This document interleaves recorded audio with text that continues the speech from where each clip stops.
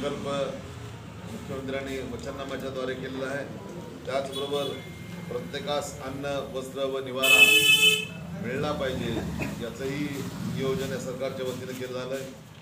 वृद्ध पेन्शन योजनेअंतर्गत आपणाला दरमहा 1,500 रुपये मिळत होते, त्यात वाढ करून पुढच्या कालखंडात 2100 रुपये देण्याचा संकल्प या शासनाचा आहे।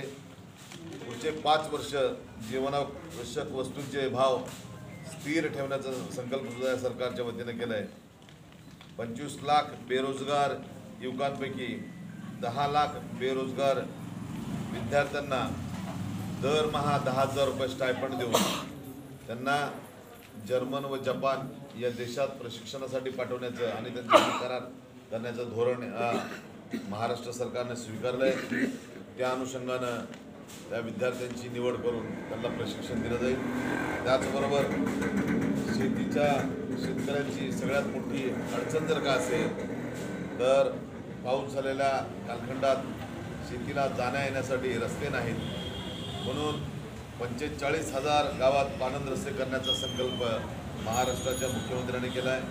अंगणवाडी आणि आशा सेविकांना दरमहा 15,000 रुपये मानधन आणि त्यांना सुरक्षित कवच देण्याचा संकल्प सुद्धा या सरकारचा आहे। वीज बिलाच्या बाबतीत बोलायचं झालं तर पुढचे 5 वर्ष शेतकऱ्यांना एकही रुपया विजेचं बिल घेतलं जाणार नाही।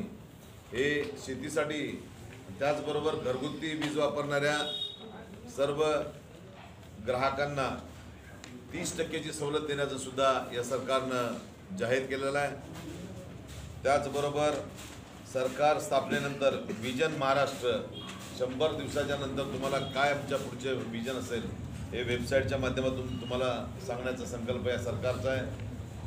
हा वचननामा महायुतीचा म्हणून जाहीर प्रकटन करून सर्वांच्या समोर मांडलेला आहे।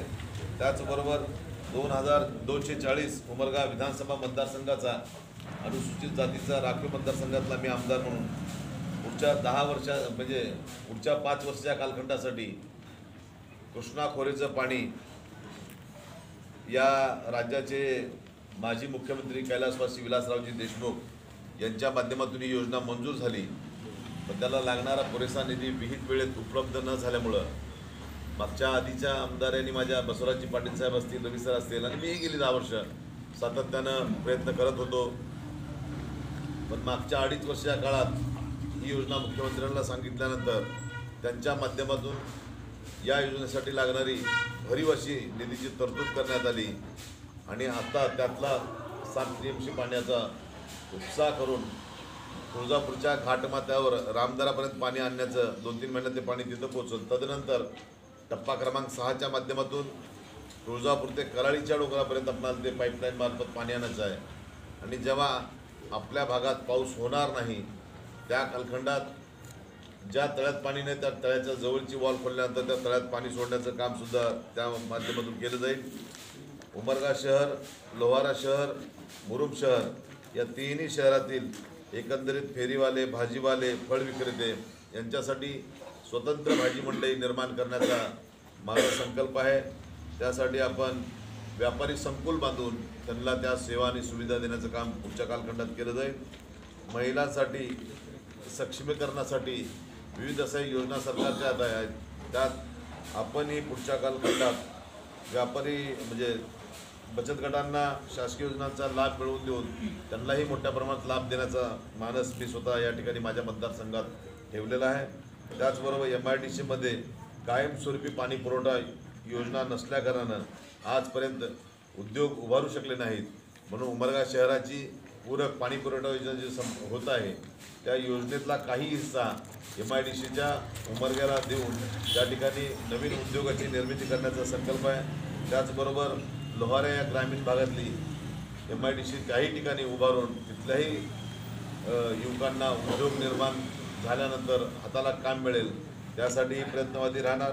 त्याचबरोबर मतदारसंघातील शैक्षणिक संस्था व शासकीय शाळांना शासकीय मदत देऊन सर्वांगीण विकास करण्यासाठी मी प्रयत्नवादी राहणार। त्याचबरोबर बेनीतुरा नदीचे कर्नाटक राज्यात वाहून जाणारे पाणी आपणाला पुढच्या कालखंडात स्वतंत्र उपाययोजना करून कायमस्वरूपी कशा पद्धतीनं त्या पाण्याचं नियोजन आणि सुरळीत पाणीपुरवठा इथल्या भागाला करता येईल, शेतीला पूरक अशा योजना राबवता येतील, तोही प्रयत्न पुढच्या कालखंडात मी करणार. मागणीतून मंजूर असलेली उमरगा व लोहारा तसेच ग्रामीण भागातील ज्या पिण्याच्या पाण्याच्या योजना आहेत त्या सुस्थितीत कायमस्वरूपी कशा पद्धतीने ठेवता येतील त्याचंही नियोजन पुढच्या काळात केलं जाईल. आणि खास करून सांगू इच्छितो, मागणी या ठिकाणी असलेल्या त्या धरणाच्या खालच्या बाजूला आपण धाकटे पंढरपूर म्हणून ज्याला संबोधलं जातं आहे, आपण कानेगाव महाराजांचं त्या ठिकाणी एक मोठी समाधीस्थळ असल्यानं तिथे एक तीर्थक्षेत्र निर्माण होत आहे.